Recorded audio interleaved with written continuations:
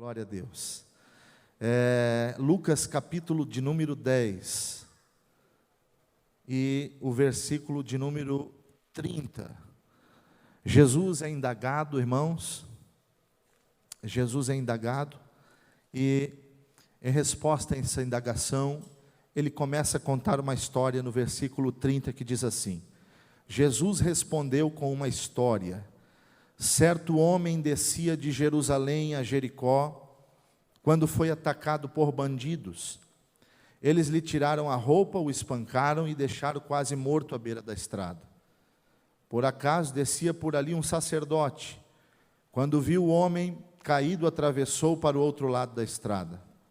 Um levita fazia o mesmo caminho, e viu o homem caído, mas também atravessou e passou longe. Então veio um samaritano, e ao ver o homem teve compaixão dele. Foi até ele, tratou as feridas com óleo, com vinho e enfaixou.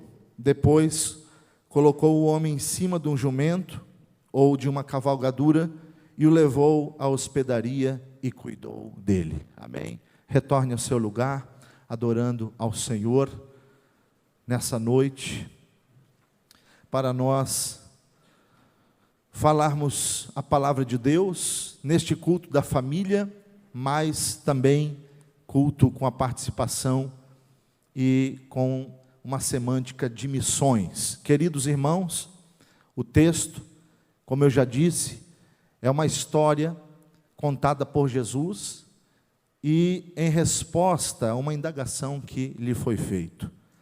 Alguém vai perguntar a Jesus sobre o próximo e sobre amar o próximo. Então, Jesus começa a narrar, a trazer a historicidade de uma circunstância cuja qual nos remete a tempos históricos bíblicos e a uma geografia também muito ligada à Palestina, quando ele conta que um homem cujo qual não tem identidade, não tem uma especificação e não se tem detalhes, mas um homem descia de Jerusalém para Jericó. Se você já serve a Deus dentro de uma Assembleia de Deus por alguns anos, eu tenho certeza que em algum momento você já ouviu pregações concernentes a esse texto e a essa descida. Todos nós sabemos, já ouvimos e somos sabedores de que Jericó está geograficamente mais baixo do que Jerusalém. Davi se apaixonou por Jerusalém, porque dentro do território da Palestina, dentro do território de Israel, Jerusalém, ela está no alto, e você começa, depois de ver muitos cenários desertos, quando você chega em Jerusalém, você vai ver que ela começa a mostrar paisagens verdejantes. Ele está descendo de Jerusalém para Jericó, e nesta descida ele é assaltado, e quando ele é assaltado, perde tudo, e além de perder tudo, ele é espancado. Já não bastava perder tudo, já não bastava ele ser roubado, mas para que ele ficasse imobilizado, ele também vai ser espancado. É uma estratégia dos assaltantes e do inimigo, espancar para que não haja reação, espancar para que não consiga correr atrás para retomar os seus bens. Agora, os ladrões vão embora, e o homem fica à beira do caminho, caído, machucado. Em algumas traduções vai aparecer algo que nos dá a ideia de alguém semi-morto. Jesus agora começa a inserir novos personagens nessa história. O primeiro que vai surgir na sequencialidade da narrativa é um sacerdote. E nós poderíamos separar o sacerdote e o segundo personagem que vai aparecer, o levita, mas vamos inseri-los juntos, porque eles vêm de uma mesma escola, eles vêm de um mesmo contexto. O sacerdote e o levita, eles vêm descendo também no mesmo caminho. E quando eles passam pelo homem semi-morto, eles dão uma resposta em reação àquilo que os olhos deles estavam filmando, porque todos nós estamos filmando a vida todos os dias, e em relação a isso, nós temos condições de dar respostas àquilo que estamos filmando com os nossos olhos. Esses dois homens, tanto o sacerdote como o levita, eles eram, neste contexto, para este tempo, sim, eles eram a representação máxima de Deus e da religião. Não havia outra figura, como o sacerdote e o levita, que representavam mais a Deus e a religião do que esses dois homens. Eles eram a figura máxima e magna da representação de Deus na terra. O sacerdote era aquele que intermediava os sacrifícios entre Israel, os homens e Deus. Era aquele que tinha condição de acender fogo para Deus. Alguns sacerdotes tinham condições e a possibilidade de entrar no lugar mais sagrado do templo e também do tabernáculo. Então, eles eram a representação da religião e de Deus. Mas, quando esses dois homens, em momentos distintos, Jesus não diz que eles estavam descendo juntos, mas em momentos distintos, eles vão passando por este homem machucado, assaltado e semi-morto. A reação dos dois foi se afastar.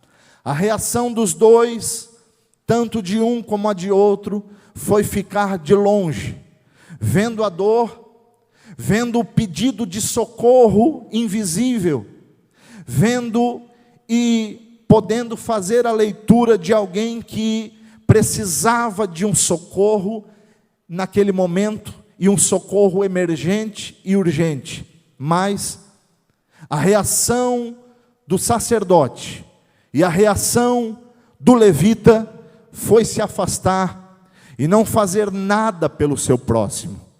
Jesus está dando uma resposta em relação a alguém que, tentando fazer algum tipo de encruzilhada para sempre pegar Jesus com perguntas, mas Jesus, em resposta a isso, mostra como estava o coração daqueles que representavam a Deus naqueles dias, e trazendo esta narrativa histórica de 2000 anos atrás, para um contexto, uma contextualização social e espiritual, falando dos representantes de Deus hoje, a igreja.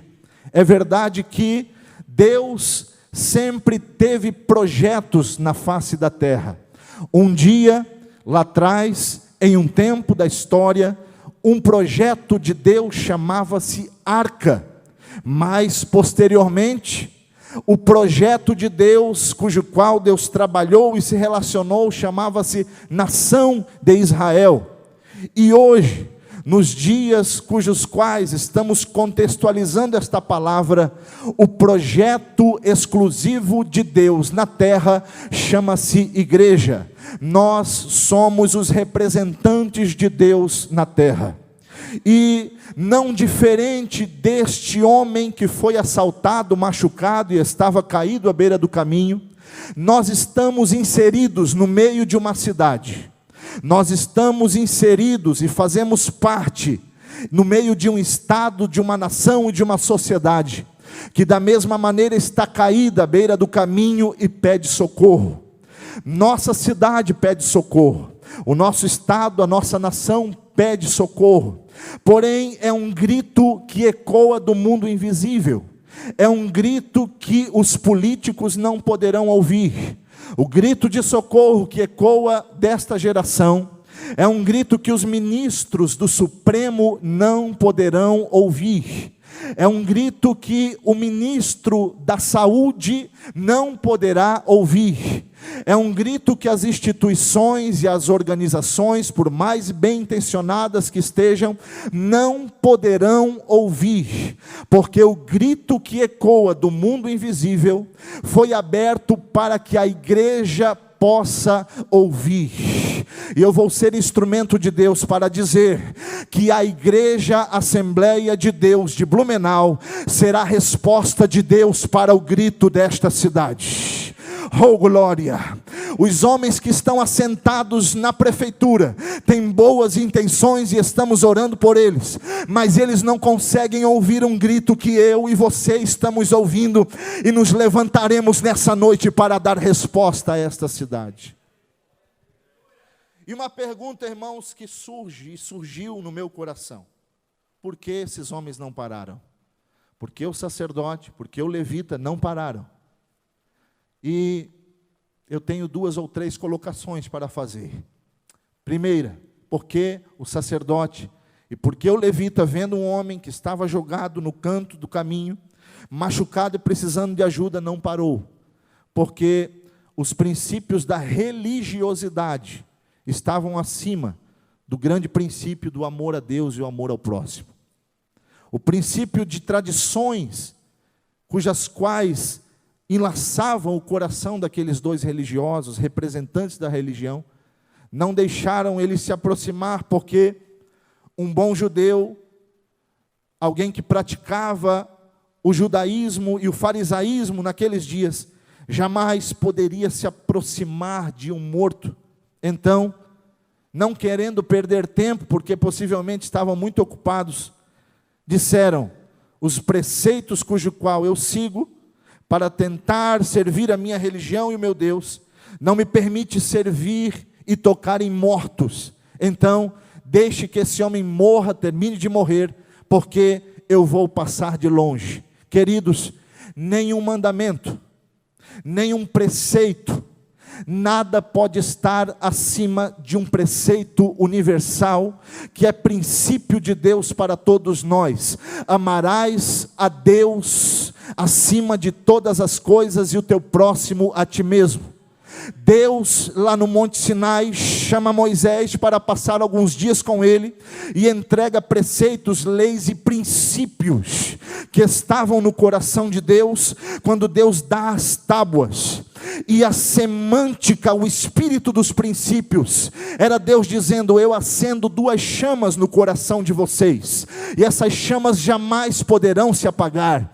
Uma chama é o amor a Deus. Eu tenho certeza que a chama por amor a Deus do teu coração está acesa, porque em meio a uma pandemia, você venceu tantas notícias catastróficas e entrou nesta casa para adorar a Deus. É porque a chama está acesa, louvado seja o nome do Senhor. Mas uma segunda chama surge na conversa de Deus com Moisés no Sinai. Moisés, uma segunda chama eu acendo no coração de cada criatura, de cada homem: vocês têm que amar o próximo como a si mesmo. Aquele sacerdote e aquele levita não pararam, porque os princípios das tradições eram maior do que o mandamento de Deus. Você já parou para pensar nisso? Sabe por quê? Segunda resposta, que o Espírito de Deus iluminou a minha mente para entender que o sacerdote, o fariseu e o sacerdote e o levita não pararam. Por quê? Eles se colocavam e se sentiam acima, em um nível acima daquele homem. Queridos, nós jamais seremos uma igreja missional e relevante se nós nos sentirmos em um nível acima daqueles que clamam por socorro. E a terceira resposta, que nos traz clareza à narrativa: por que o sacerdote e o levita não pararam? Sabe por quê? Porque eram frios. Porque a frieza havia congelado e petrificado o coração deles. Não havia mais calor no peito daqueles homens. Sim, possivelmente eles haviam dentro do coração deles havia algum tipo de chama por Deus e pelas coisas cujos quais envolviam o serviço na casa de Deus, porque esses dois homens eram homens que trabalhavam diuturnamente com as coisas sagradas do templo. O sacerdote trabalhava oferecendo sacrifícios a Deus, o levita trabalhava cuidando dos detalhes dentro e fora da casa de Deus. Então, esta chama, quem sabe, estava acesa, mas a chama de amor ao próximo havia apagado, e os dois haviam se tornado frios e indiferentes. E eu queria falar de uma geração fria e indiferente, e não estou falando aqui de frieza espiritual. Não estou falando da frieza do espírito, não. Glória a Deus, porque por muitos anos, desde a minha conversão, eu via pregações que combatiam a frieza espiritual. E hoje nós estamos, parece que vivendo na geração do retorno. Uma geração que está se voltando para buscar a Deus. É muito lindo que nós estamos vendo a nível municipal, estadual e nacional, que Deus está fazendo no meio dos adolescentes e jovens sedentos pela presença de Deus. Não, eu não estou falando da frieza espiritual. Eu estou falando da indiferença e da frieza para com o próximo. Este é um dos cânceres que querem entrar nos nossos corações e no meio do nosso povo. Mas nós estamos reunidos neste domingo à noite para levantarmos as mãos aos céus e dizer ao eterno Deus: enche o meu coração de fogo. O meu coração não vai congelar, o meu coração não vai petrificar. Pai, abre os meus ouvidos para que eu possa ouvir o grito desta cidade, e eu profetizo que daqui do nosso meio, Deus levantará a resposta para esta cidade. Você pode levantar a mão e dizer: amém, Senhor, eu creio, Senhor. Deus, através da sua vida, vai levantar a resposta para este país.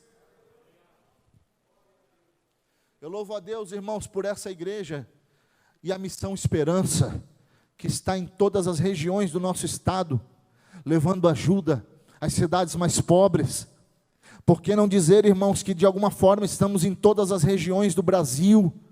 E por que não dizer, irmãos, que de alguma forma estamos, a igreja de Blumenau, de forma missionária, está em quase todos os continentes da terra fazendo alguma coisa, porque temos aberto os ouvidos para ouvir o grito de socorro. E eu queria lhes contar uma experiência que eu tive, irmãos, certa vez andando em uma grande cidade, uma manhã gelada, e quando eu estava passando em uma rua daquela cidade, vi uma mulher sentada na calçada. Era uma mulher muçulmana. Ela usava burca e eu só conseguia ver os olhos dela. E com aquela burca e com aquelas mãos, eu conseguia ver uma mulher muito sofrida por trás daquela burca. Do lado dela, muitas crianças, seus filhos. E do outro lado, uma plaquinha que dizia: sou da Síria, socorro, por favor, me ajude. Estava escrito em inglês. Quando eu passei, vi aquela mulher muçulmana com burca.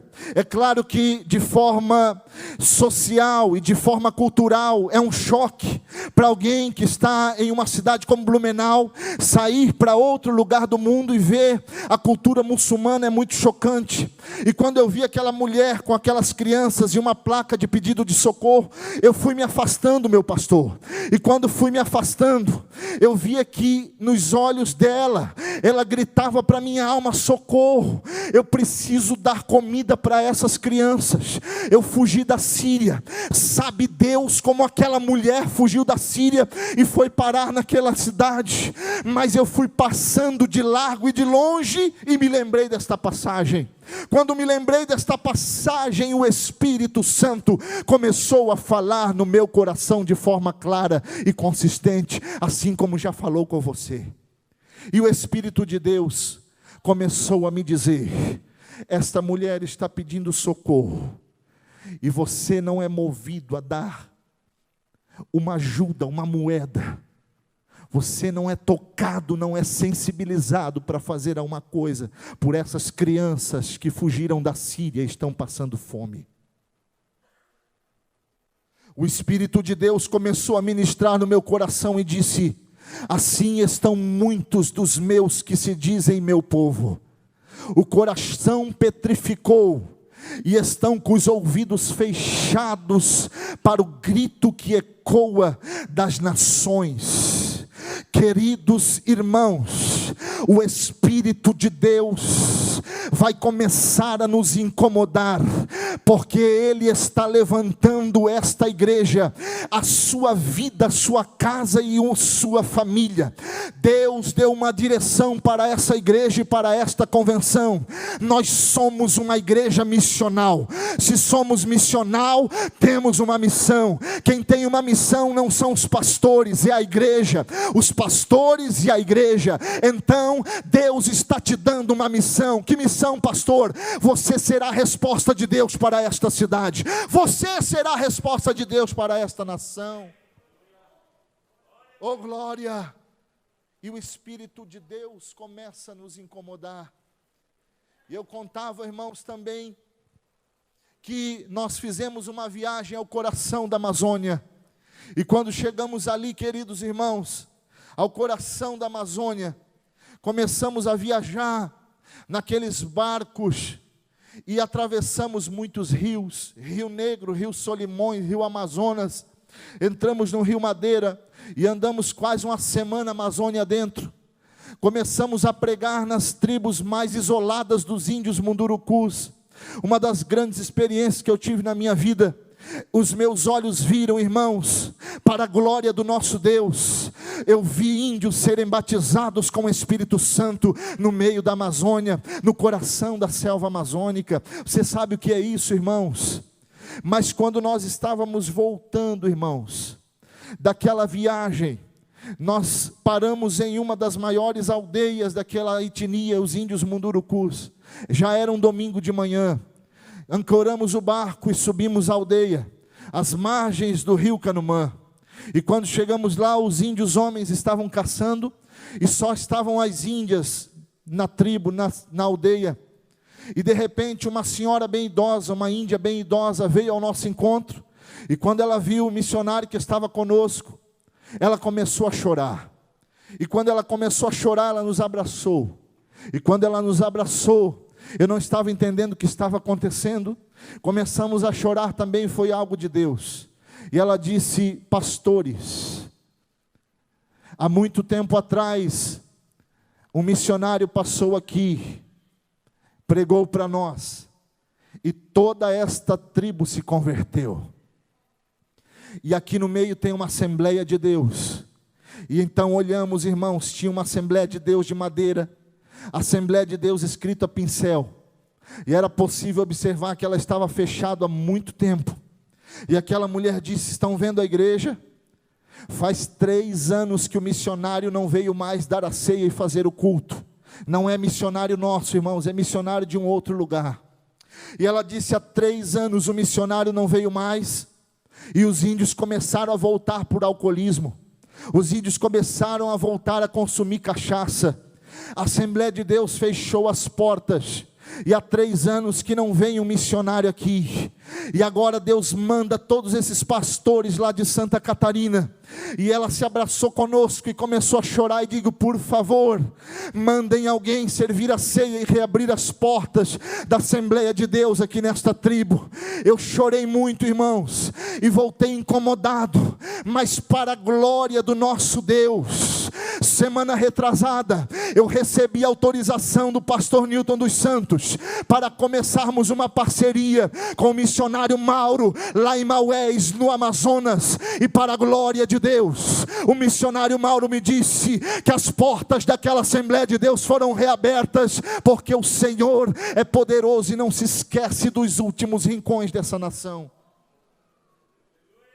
Assembleia de Deus de Blumenau, ouvindo o grito das nações, da Amazônia e de tantos outros lugares. Oh glória! Ouvimos o grito do Haiti, e agora oficialmente estamos no Haiti, irmãos. Você que tem o seu carnê de missão, você que contribui com a sua oferta missionária, agora você também está chegando com sua contribuição lá no Haiti. Sabe por quê? porque um dia essa igreja resolveu não fechar os ouvidos. Irmãos, os meus olhos já viram tantas coisas chocantes e impactantes. No deserto do Atacama, eu pregava numa igreja sem forro e sem telhado, e eu disse: pastor, se começar a chover, eu paro de pregar. Era um domingo de manhã, um sol forte, e ele disse: meu filho, aqui não chove há 700 anos, pode continuar pregando, porque tenho certeza que não vai chover.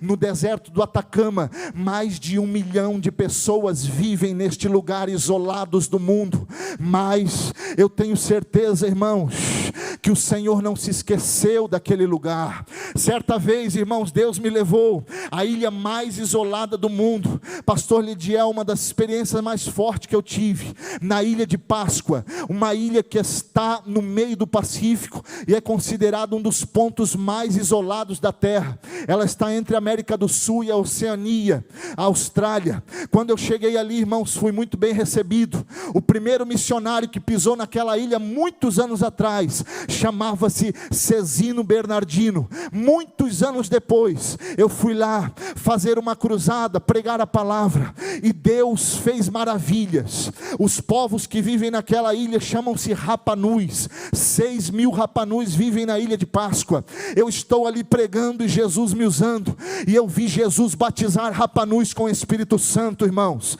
Mas quando chegou segunda-feira, Deus me disse: hoje eu vou te mostrar porque eu te trouxe a esta ilha, a ilha mais isolada do mundo. E eu vi um vulcão, o nome do vulcão era Hanukkah, e eu disse: eu vou lá em cima bater uma foto, porque lá você consegue chegar de carro até na boca do vulcão, e eu sempre tinha vontade de entrar na boca de um vulcão e fazer uma selfie. E eu fui lá, pastor Lediel, e quando eu cheguei lá, havia um vendedor de artefatos nativos, e aquele homem cabeludo, aquele homem nativo, aquele homem estranho, aquele homem amargo com a vida, começou a me atender, e eu descobri que era um desviado da igreja. E eu disse: ô meu amigo, eu vim aqui para fazer uma cruzada na igreja cuja qual você se afastou. Eu não sei por que você se afastou, mas eu me abracei com aquele Rapanu, irmãos, e começamos a chorar juntos, e para a glória do nome do Senhor, na boca do vulcão Hanukkah, Jesus renovou aquele irmão, para a glória do seu nome. E o Senhor me disse: para isto eu te trouxe a esta ilha, para resgatar uma alma perdida. Não importa quantos, não importa como, Deus quer te usar para ouvir o gemido e o grito de alguém, irmãos. E diante, irmãos, da narrativa histórica e da historicidade exposta por Jesus, ele vai confrontar, e por que não dizer que ele vai dar um tapa na cara dos religiosos? Porque após eles dizer e afirmar que o sacerdote e o levita desceram, passaram e viram o homem quase morto, mas o seu coração petrificado não deixou eles fazer nada e foram embora, Jesus disse: agora vem descendo um samaritano. Irmão, você tem ideia do tapa na cara que Jesus está dando nos religiosos, quando ele coloca um samaritano na história, como salvador da história? Já dizia Rambam Maimônides, um dos grandes sábios da antiguidade, foi médico de Saladino no Egito, e ele escreve a Mishnah Torá e diz que na antiguidade, para um bom judeu, eles faziam classificações étnicas. Primeiro estavam no primeiro nível social os judeus, abaixo dos judeus, gentios, romanos, gregos, africanos, abaixo dos gentios, os cachorros, e abaixo dos cachorros, os samaritanos. Essa era uma classificação humana. Agora, Jesus se levanta contando uma história e traz um samaritano para a história, como salvador da história. Sabe o que ele estava dizendo? O meu reino está chegando, e no meu reino não haverão classificações sociais, não haverão distinções étnicas e raciais. Não, no meu reino não haverão distinções. O meu reino está chegando e eu vou usar gente. Oh glória, não é nem judeu, nem escravo, nem livre, nem grego, nem romano. Eu vou usar gente como agente. Se for gente, tiver coração e sangue bombando aí nas veias, Deus pode te usar ainda essa noite. Levanta a tua mão e diga: eis-me aqui, o meu coração não será petrificado, eu vou dar lugar para o meu Deus me usar. Queridos irmãos, ele diz, o samaritano vai descendo e ele para. Deixa eu dizer uma coisa muito forte.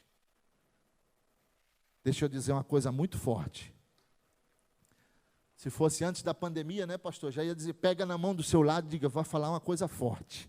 Mas não dá para pegar, né, irmão? Fica assim. Mas eu vou falar um negócio forte. Está na hora de parar e abrir os ouvidos para o grito de alguém que está gritando para você. Tem alguém gritando lá perto da sua casa, no meio da sua família. E você precisa socorrer. Deus nos traz nessa noite este lugar para dizer: eu estou aquecendo o teu coração e abrindo os teus ouvidos. Oh glória, oh glória. O samaritano para, e quando ele para, surgem alguns elementos que são tipos, tipificam coisas cujos quais tem simbolismo espiritual.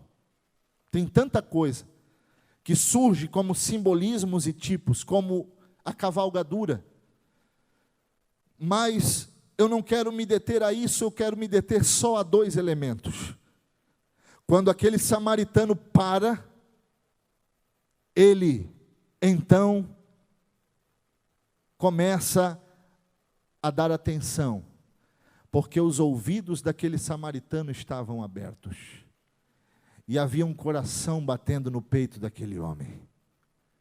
E quando ele para, surgem dois elementos que eu quero falar rapidamente. Eu quero que você se coloque de pé nessa noite. Glória, louvado seja o nome do Senhor. O primeiro elemento, e Deus vai nos dar estes elementos para levar para casa. Eu quero, irmãos, que você que precisa de uma resposta de Deus para você, ou para a tua casa, para a tua família, eu quero que você feche os teus olhos e coloque a mão no teu coração, porque você não sairá deste culto da forma que você entrou. Pastor, eu vim aqui rompendo tantas dificuldades, barreiras, e talvez alguns até críticas, porque eu preciso. Então Deus vai te dar dois elementos que surgem. Primeiro, Ele coloca azeite. Segundo, Ele coloca nas feridas daquele homem vinho. Deixa eu lhe dizer uma coisa: o vinho na antiguidade era usado para anestesiar as dores. Eles não tinham as anestesias modernas que nós temos hoje. Então, o vinho, até pouco tempo atrás, era usado para anestesiar as dores. Eu serei instrumento de Deus agora para te dizer que Deus está anestesiando as tuas dores. Se você pode, levanta a tua mão e diga: eu recebo essa palavra. Deus está derramando este anestésico. Eu vou ser usado por Deus aqui para te dizer que mesmo em meio às dores, Deus vai te anestesiar e você vai ficar de pé. Porque tem muita gente, muitas circunstâncias querendo ver você caído. Mas diz Deus: você não vai cair, porque eu te anestesio para te manter de pé nessa noite. Glória, glória, glória. Eu estou sentindo a unção de Deus nesse altar aqui. Glória, glória, glória. Outro elemento que surge: azeite. O azeite era colocado para curar as feridas. Além de Deus te anestesiar para você ficar de pé, Deus está curando todas as tuas feridas. Foram pancadas, foram facadas, foram falsidades, traições. Mas o azeite de Deus está descendo aí agora para curar essa ferida que ainda está aberta. Recebe aí esse azeite. Eu estou sentindo uma unção tão forte aqui nesse altar. Recebe esse azeite aí, meu irmão, porque é isso que você precisava nessa noite. Oh, aleluia! Mas o que Deus dá, Ele não dá só para nós, porque Deus não é egoísta e não faz filhos egoístas. Levante a mão aí, porque eu vou entregar tudo o que Deus me deu. Este vinho anestésico e este azeite para cura não é só para você, você vai levar para alguém hoje. Pode levantar as mãos, irmãos, pode levantar. Se nós somos uma igreja missional, se nós somos uma igreja relevante, nós vamos levar anestésico e azeite para curar a ferida de alguém. Então levante a mão e recebe aí agora, porque Deus essa semana vai te usar. Pode pegar essa palavra. Deus essa semana vai usar a tua vida para anestesiar as dores de alguém e para curar as feridas de alguém. Levante a mão e pega essa palavra, porque está descendo do céu esse negócio. Oh, aleluia, glória, glória, glória. Vamos cantar uma canção. Glória a Deus. Podemos cantar uma canção, meu pastor? Glória a Deus. Levante as suas mãos, irmãos, porque o Pai está me dizendo que enquanto nós cantarmos essa canção, vai descer vinho anestésico e vai descer azeite para curar a ferida de muita gente aqui nessa noite. Oh, glória. E não é só para você. Deus vai te encher tanto, irmãos, que você vai levar para casa. Deus vai te usar essa semana para ajudar alguém. Glória a Deus. Vamos cantar. O Senhor está me dizendo que em meio a este louvor vai se manifestar uma unção aí nos bancos, e Deus vai te renovar, e Deus vai te encher, e Deus vai te levantar, e Deus vai te curar. Deus está curando hoje casamentos, Deus está curando hoje relações entre pais e filhos, Deus está restaurando hoje ministérios machucados. Seja curado agora para a glória do nome do Senhor. Deixa Deus levantar a sua vida hoje aqui.